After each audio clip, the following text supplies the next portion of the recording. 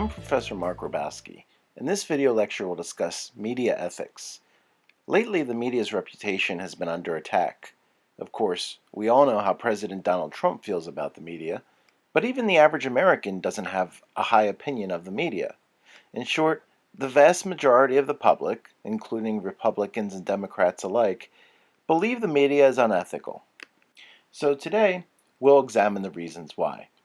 We'll also discuss some of the hot spots that raise ethical concerns for journalists, along with ethical guidelines for journalists. First, let's begin with a little history. Part of the reason the public is disappointed in the press is because they have high standards for journalists. In short, we've come to expect journalists to be accurate and objective. But it wasn't always this way. The notion that journalists should be honest and fair is only about a century old. The early American press was partisan, biased, and often inaccurate. Events such as the Civil War and public backlash against dishonest journalism practices led to a transformation of the profession in America. The Civil War during the 1860s pitted northern states versus southern states, and media outlets such as the Associated Press found themselves having to sell stories to newspapers in both regions. As a result, the reporters simply reported on who won battles in a neutral and factual manner, rather than injecting pro-North or pro-South opinions into their coverage.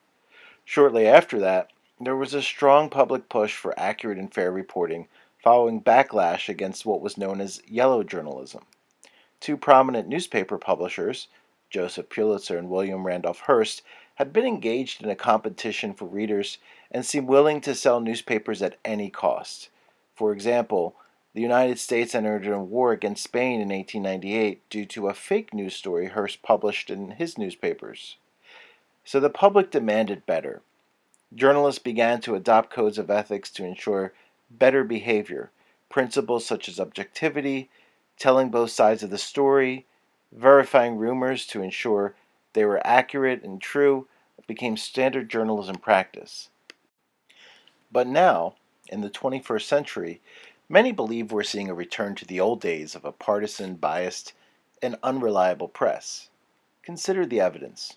According to a 2016 poll, trust in the media hit an all-time low, with only 32% of Americans saying they had confidence in the U.S. media.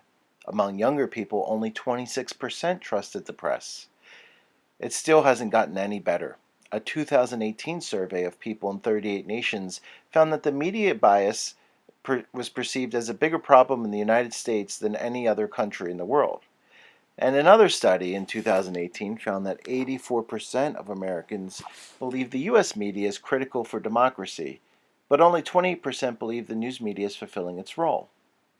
While the media's reputation has been on the wane for the past decade, public trust dramatically dropped during the 2016 presidential election. Democrats and Republicans alike were unhappy with the media's coverage. Democrats thought the media was biased against their candidate, and Republicans thought the media was biased against its candidate. But both sides agree on one thing about the media. They agree that the media is not doing a good job. In particular, more than 80% think the media often sensationalizes stories and doesn't cover important topics that really matter. This widespread distrust and discontent can probably be traced, at least in part, to a constant parade of media scandals. In recent years, the media has been plagued by a series of scandals involving fabrication, plagiarism, and irresponsible reporting. And the actions of a few bad apples have in turn tarnished the entire profession's reputation. Now, the media isn't entirely to blame. Part of the problem may also be attributable to a decline in media literacy among the public.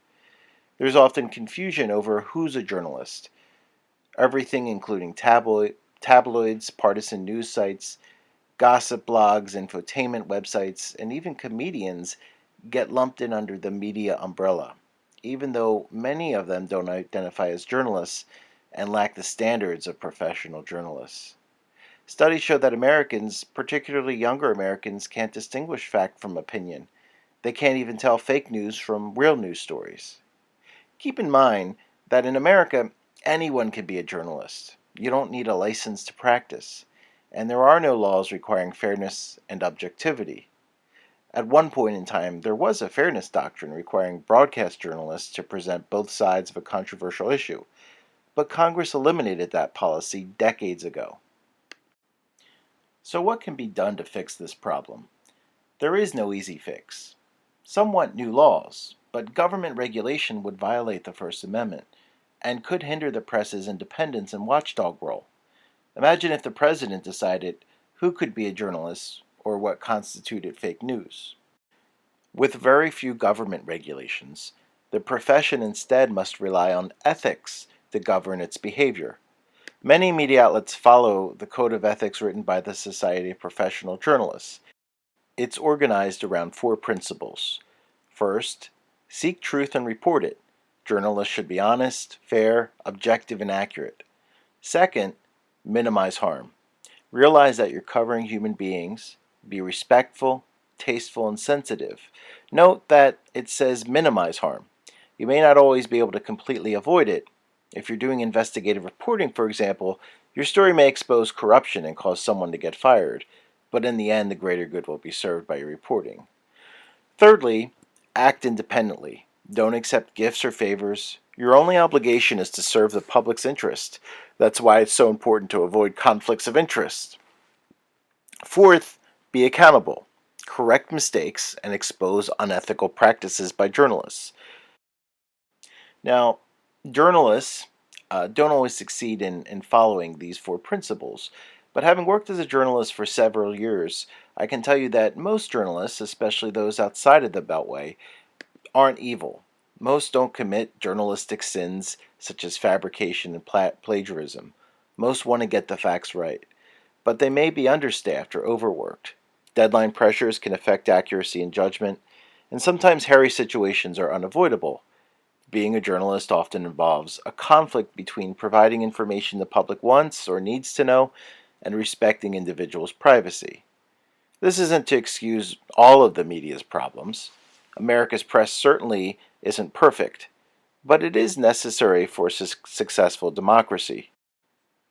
As journalism professor Jonathan Peters recently observed, journalists write, draw, design, record, and make photos, ensuring that freedom of thought is possible. Some are killed for it, others arrested. Most work hard to produce fair and accurate reports.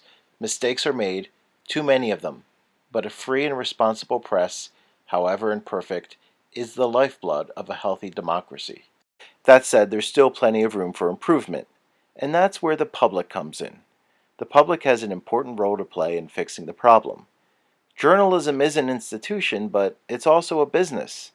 Ultimately, consumers will be the gatekeepers by deciding which stories get clicks and shares and which stories don't get attention. So be part of the solution, not the problem. Become media literate, support good journalism.